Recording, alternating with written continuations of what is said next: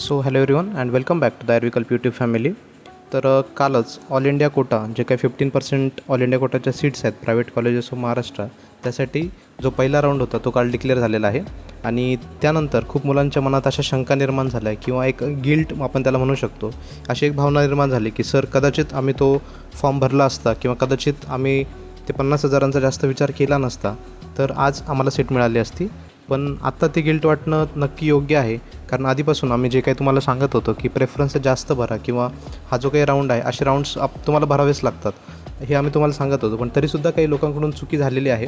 But हरकत नाही, आत्ता त्या गोष्टीवर जास्त विचार करण्यात जास्त काही मजा नाही. ठीक आहे, तर आता पुढे आपण काय करू शकतो यासाठी आपण आजचा हा व्हिडिओ बनवत आहोत. तर हा पूर्ण व्हिडिओ तुम्हाला बघायचा आहे. याच्यामध्ये आपण ऑल इंडिया कोटाच्या ज्या काही 15% सीट आहेत प्रायव्हेट कॉलेज ऑफ महाराष्ट्रामध्ये, त्याच्या संदर्भात मुलांच्या ज्या काही महत्त्वाच्या क्वेरीज आहेत किंवा त्या सेम क्वेरीज तुमच्या देखील मनामध्ये असू शकतात, त्या सर्व क्वेरींचं उत्तर आपण आजच्या व्हिडिओमध्ये देणार आहोत. तर तुम्हाला हा व्हिडिओ संपूर्ण बघायचा आहे. तर चला आजच्या या व्हिडिओला आपण सुरुवात करूयात. तर यामध्ये आपल्याला प्रमुखपणे काय बघायचं आहे ते बघूयात. The first thing is that when the second round registration for all India quota seats in the private colleges of Maharashtra will begin. म्हणजे आपल्याकडे ज्या काही क्वेरीज आहेत त्यातला हा पहिला प्रश्न असा आहे की सेकंड राऊंड रजिस्ट्रेशन जे काय ऑल इंडिया कोटा सीट्सचं, त्याचं रजिस्ट्रेशन केव्हापासून सुरू होणार आहे. कारण आपलं जे काही ब्रॉचर दिलं आहे त्याच्यामध्ये फक्त पहिल्या राऊंडची डेट वगैरे दिली होती की कधीपासून रजिस्ट्रेशन स्टार्ट होणार, त्यानंतर रिझल्ट कधी डिक्लेअर होणार, या गोष्टी मेन्शन होत्या. पण सेकंड राऊंडबद्दल असं कुठेही उल्लेख नाही आहे. तर when the second round registration for all India quota seats in private college of Maharashtra will begin. तर त्याचं उत्तर असं आहे की dates are not yet declared and they will be declared soon. त्यांनी ब्रॉचरमध्ये देखील असं मेन्शन केलेलं आहे की ज्या सेकंड राऊंडच्या डेट्स आहेत त्या तुम्हाला लवकरच कळवण्यात येतील. त्यामुळे सध्या तरी सेकंड राऊंडच्या डेट आपल्याला अद्याप कुणालाही माहीत नाही. ठीक आहे, यानंतर पुढचा प्रश्न असा आहे तो म्हणजे sir we haven't registered for the first round, so can we now register for the second round directly. आता हा प्रश्न तुमच्या मनामध्ये का उद्भवला, त्याचं सेम उत्तर आहे की खूप साऱ्या जणांना तुमच्यापेक्षा त्यांचा रँक जास्त जरी होता तरी देखील त्यांना एखादी सीट मिळाली जी की तुम्हाला देखील भेटू शकत होती. परंतु आता गिल्ट काही मानण्यामध्ये जास्त काही अर्थ नाही आहे. बट आता त्यांना असं वाटत आहे की सर पहिल्या राऊंडमध्ये तर आम्ही चुकी केली, परंतु आत्ता आम्हाला असं वाटतं की आम्ही सेकंड राऊंड पण भरावा. तर सेकंड राऊंड भरायचा असेल तर आत्ता आम्हाला तशी काही फॅसिलिटी आहे का, आम्ही पुन्हा नव्याने रजिस्टर करू शकतो का? तर याचं उत्तर काय आपण बघूयात. याचं उत्तर आहे की yes, there is a facility for the fresh registration. म्हणजे जरी तुम्ही पहिल्या राऊंडमध्ये रजिस्ट्रेशन केलं नसेल आणि जर तुम्हाला डिरेक्टली सेकंड राऊंडसाठी रजिस्टर करायचं असेल तर तशी सुविधा त्यांनी अवेलेबल करून दिलेली आहे. ठीक आहे, यानंतर आपण पुढचा प्रश्न बघणार आहोत. पुढचा प्रश्न असा आहे, sir we have participated in the first round but need to change the preferences or also wanted to add the new preferences, so is it possible. आता खूप साऱ्या जणांना कसं झालं आहे की त्यांनी फॉर्म तर भरला होता परंतु प्रेफरन्सेस भरताना खूप सारे लिमिटेड भरले. आम्ही जसं नेहमी सांगतो की जास्त प्रेफरन्सेस भरा, थोडं सेफ साईड राहायला शिका. बट तरी देखील त्यांच्याकडून चुकी झालेली आहे आणि त्यांनी प्रेफरन्स भरताना थोडे कमी प्रेफरन्स भरले होते. तर आता त्यांचा असा प्रश्न आहे की सर आम्ही पहिल्या राऊंडला तर प्रेफरन्स भरून आमचे झालेत, आता आम्हाला थोडा प्रेफरन्सचा क्रम बदलायचा आहे किंवा काही नव्याने सीट्स आम्हाला ॲड करायचे आहेत, तर ते शक्य होईल का? तर त्याचं आपण उत्तर बघूयात. त्याचं उत्तर आहे yes, in the second round every one needs to feel the fresh choices who wants to participate in the second round.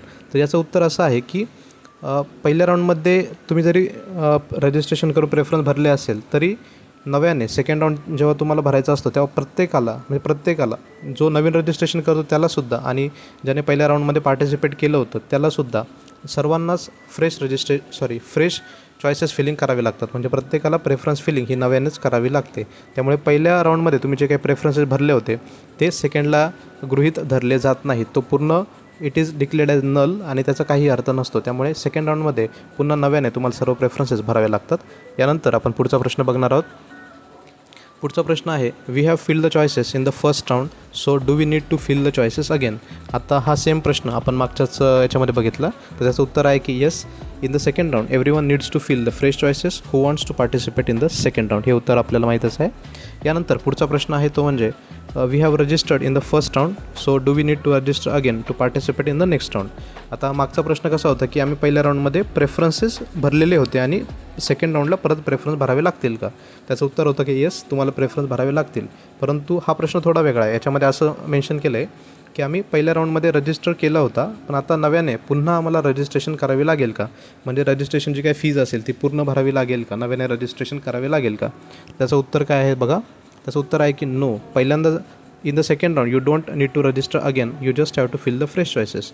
म्हणजे जसं मी तुम्हाला सांगितलं की पहिल्या राऊंडमध्ये जर तुम्ही रजिस्ट्रेशन केलेलं असेल, मग रजिस्ट्रेशन फीस तुमची जी काही असेल म्हणजे 2,000 3,000 व्हॉटेवर जी काही फीज असेल ती तुम्ही भरलेली आहे.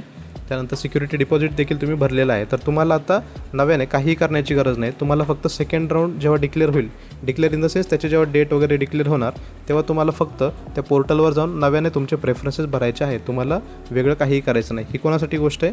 ज्यांनी फर्स्ट राऊंडला रजिस्ट्रेशन केलं होतं, पैसे भरले होते, सिक्युरिटी डिपॉझिट देखील भरला होता आणि प्रेफरन्सेस देखील भरले होते आणि त्यांनी पार्टिसिपेट केलं होतं पहिल्या राऊंडमध्ये. परंतु आता सेकंड राऊंडमध्ये त्यांना पुन्हा पार्टिसिपेट करायचे आहेत, तर त्यांना रजिस्ट्रेशनची गरज नाही. त्यांना फक्त नव्याने प्रेफरन्सेस भरावे लागतील. ठीक आहे. यानंतरचा पुढचा प्रश्न आहे तो म्हणजे we have registered in the first round but didn't paid the fees and the security deposit, now what should we do. हा देखील खूप जणांचा प्रश्न आहे की सर आम्ही तर पहिल्या राऊंडसाठी रजिस्टर केला होता, परंतु रजिस्टर करताना पूर्ण फॉर्म वगैरे आमचा भरून झाला आणि ज्या वेळेस पेमेंटचं पेज आलं तेव्हा मला खूप जणांनी चर्चा केली आणि असं नंतर वाटलं की नको, आपल्याला हे काही पैसे भरणं आपल्याला परवडणार नाही किंवा एवढी रिस्क नको घ्यायला. तर खूप तुम्ही काय झालं की तुम्ही रजिस्टर तर केलं होतं, परंतु तुम्ही रजिस्ट्रेशन फीस पण भरली नाही, त्यानंतर सिक्युरिटी डिपॉझिट देखील भरला नाही आणि आता पुढे काय करायचं आहे? आता तर आम्हाला असं वाटतं की सर सेकंड राऊंडला तर आम्हाला जिवंत राहायचं आहे किंवा सेकंड राऊंडमध्ये आम्हाला पार्टिसिपेट करायचं आहे, परंतु पहिल्या राऊंडमध्ये आम्ही फीज भरली नव्हती आणि सिक्युरिटी डिपॉझिट देखील भरला नव्हता. तर आत्ता आम्हाला काय करता येईल? तर याचं उत्तर आहे new registration and the fees payment will be required to remain alive in the second round. आता या ठिकाणी बघा, तुम्ही रजिस्टर पहिल्या राऊंडमध्ये केलं होतं, परंतु फीज भरली नव्हती, म्हणजे रजिस्ट्रेशन फीज देखील भरली नव्हती. त्यामुळे तुमचं रजिस्ट्रेशन हे पोर्टलकडे ॲक्सेप्ट झालेलं नाही. त्यामुळे तुम्हाला नव्याने पुन्हा सेकंड राऊंडसाठी रजिस्ट्रेशन करावं लागणार आहे. दिस इज व्हेरी इम्पॉर्टंट थिंग. हे लक्षात ठेवा, कारण पहिल्या राऊंडमध्ये ज्या लोकांनी रजिस्ट्रेशन केलं होतं त्यानंतर रजिस्ट्रेशन फीज भरली होती आणि सिक्युरिटी डिपॉझिट देखील भरला होता, फक्त त्यांचंच रजिस्ट्रेशन हे पोर्टलवर ॲक्सेप्ट झालेलं असतं. तुम्ही फक्त रजिस्ट्रेशन करून फीज न भरता जर मध्येच सोडून दिली असेल प्रोसेस, तर तुमचं पोर्टलवर तुमचं ॲक्सेप्ट झालेलं नसतं. त्यामुळे नव्याने जर तुम्हाला सेकंड राऊंडमध्ये अवेलेबल राहायचं असेल किंवा अलाईव्ह राहायचं असेल तर तुम्हाला पुन्हा रजिस्ट्रेशन करावं लागेल. त्याचप्रकारे नव्याने तुम्हाला पेमेंट करावं लागणार. नव्याने इन द सेन्स तुम्ही पहिल्या वेळेस पेमेंट केलंच नव्हतं, त्यामुळे सेकंडमध्ये तुम्हाला पेमेंट पुन्हा करावं लागणार आहे. यानंतर आपण पुढचा प्रश्न बघणार आहोत. पुढचा प्रश्न असा आहे की total how many rounds will be conducted for 15% all India quota seats of private colleges in Maharashtra. तर टोटल किती राऊंड्स होतील असा तुमचा प्रश्न आहे. कारण खूप लोकांना असं वाटतं की सर आता 15% ऑल इंडिया कोटा सीट्समधून देखील आम्हाला काही चान्सेस अवेलेबल होत आहेत, तर नक्की किती राऊंड्स होतील? म्हणजे ब्रॉचरमध्ये तसं काही मेन्शन प्रॉपर केलेलं नाही आहे, तर अशी काही शक्यता आहे का राऊंड्स वाढण्याची वगैरे? तर त्याचं उत्तर आपण बघूयात. तर बघा, यामध्ये बेसिकली फक्त 2 राऊंड्स कंडक्ट केले जाणार आहेत आणि याच्यामध्ये युजली 2पेक्षा अधिक राऊंड्स कंडक्ट केले जात नाहीत, कारण हीच तर त्यांची स्ट्रॅटेजी असते की सेकंड राऊंडनंतर ज्या काही रिमेनिंग सीट्स असतात त्या स्टेट काउन्सिलिंगला त्यांना सरेंडर करतात. त्यामुळे तुमच्याकडे एक राऊंड तर ऑलरेडी झालेला आहे, हा आता एकच राऊंड तुमच्याकडे शिल्लक आहे. त्याचे देखील सीट मॅट्रिक्स तुम्हाला अवेलेबल होईल की सेकंड राऊंडसाठी कोणकोणत्या सीट आता कशा प्रकारे तुमच्यासाठी अवेलेबल आहेत. ठीक आहे. त्यानंतर तुम्ही पुन्हा नव्याने प्रेफरन्स भरू शकतात. तर लक्षात ठेवा की 2च राऊंड होतील. 2 राऊंडनंतर या ठिकाणी एक्स्ट्रा राऊंड होणार नाही. दुसऱ्या राऊंडनंतर देखील ज्या सीट्स व्हॅकंट राहतील त्या स्टेट काउन्सिलिंगसाठी सरेंडर होतील आणि स्टेट काउन्सिलिंगचे जे काही राऊंड्स आहेत त्याच्यामध्ये तुम्ही त्या भरू शकतात. ठीक आहे. यानंतर आपण पुढचा प्रश्न बघणार आहोत. पुढचा प्रश्न असा आहे की हा खूप इम्पॉर्टंट प्रश्न आहे आणि या भीतीनेच खूप सारे मुलं फॉर्म भरत नव्हते. आता याचं आपण उत्तर बघूयात. Can I resign the second round joint seat? असं इमॅजिन करा की पहिल्या राऊंडमध्ये तुम्हाला एखादी सीट मिळाली होती, त्या ठिकाणी तुम्ही ॲडमिशन घेतलं, त्यानंतर अपग्रेडेशनसाठी स्कोप ठेवला आणि सेकंड राऊंडमध्ये पुन्हा तुम्हाला एखादी सीट अलॉट झाली. ही फर्स्ट कंडिशन. किंवा सेकंड कंडिशन अशी आहे की सेकंड राऊंडला डिरेक्टली तुम्ही रजिस्ट्रेशन केलं आणि प्रेफरन्सेस भरले आणि त्यात तुम्हाला एखादी सीट मिळाली आणि त्या ठिकाणी जाऊन तुम्ही ॲडमिशन देखील घेतलं. ठीक आहे. त्यानंतर ॲडमिशन घेतलं आणि त्यानंतर तुम्हाला असं जाणवतं आहे की सर आता मला ही सीट नको आहे, किंवा खूप सारे लोक असं मला म्हणतात की ही सीट तू घेऊ नको, तर आता मी ती सीट रिझाईन करू शकतो का? म्हणजे सीट मिळाली, सीट त्या ठिकाणी जाऊन ॲडमिशन देखील घेतलं, ॲडमिशन फीस देखील भरली आणि आता मी ती सीट सोडू शकतो का? हा तुमचा प्रश्न आहे.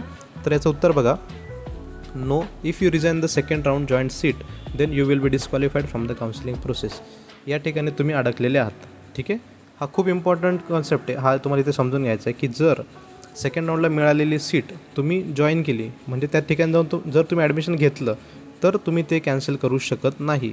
जर तुम्ही ते कॅन्सल केलं तर तुम्ही सर्वच काउन्सिलिंगमधून ऑटोमॅटिकली डिबार होऊन जातात आणि तुम्ही त्या काउन्सिलिंगमधून डिस्क्वालिफाय होतात. ठीक आहे. म्हणजे तुम्ही पुढची कोणती काउन्सिलिंग त्या वर्षीची तुम्ही अटेम्प्ट करू शकत नाही स्टेटची. हे इम्पॉर्टंट लक्षात ठेवा.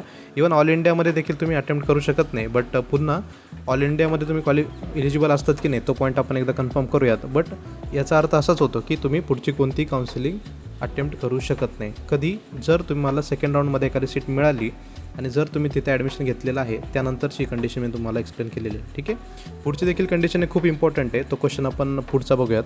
पुढचा प्रश्न असा आहे की I have been allotted a seat in the second round but I want free exit, is it possible. म्हणजे खूप मुलांचा असा प्रश्न आहे की सर सेकंड राऊंडसाठी आम्ही फॉर्म भरलेला आहे आणि प्रेफरन्सेस देखील भरलेले आहे आणि आम्हाला फक्त बघायचं आहे की आपल्याला डिझायर्ड सीट मिळते का. म्हणजे फॉर एक्झाम्पल तुम्हाला XYZ सीट मिळाली पण तुम्हाला तिथे ॲडमिशन घेण्याची इच्छा नाही आहे, फक्त तुम्हाला ती सीट अलॉट झाली आहे. फॉर एक्झाम्पल इमॅजिन करा की टिळक कॉलेज आपण इमॅजिन करू आणि टिळकची जर तुम्हाला सर्जरी मिळत असेल, फॉर एक्झाम्पल एखाद्याला सेकंड राऊंडमध्ये टिळकची सर्जरी अलॉट झाली म्हणजे तुमच्या नावासमोर ती सीट तुम्हाला अलॉट झालेली आहे पण तुम्ही तिथे जाऊन ॲडमिशन घेतलेलं नाही. हे लक्षात ठेवा. मागच्या कंडिशनमध्ये काय होतं, सेकंड राऊंडमध्ये तुम्हाला सीट मिळाली, त्या ठिकाणी जाऊन तुम्ही ॲडमिशन घेतलं, ॲडमिशन घेतल्यानंतर जर तुम्ही कॅन्सल करत असाल तर तुम्ही सर्व काउन्सिलिंग प्रोसेसमधून बाहेर होतात. Right. That was the first condition.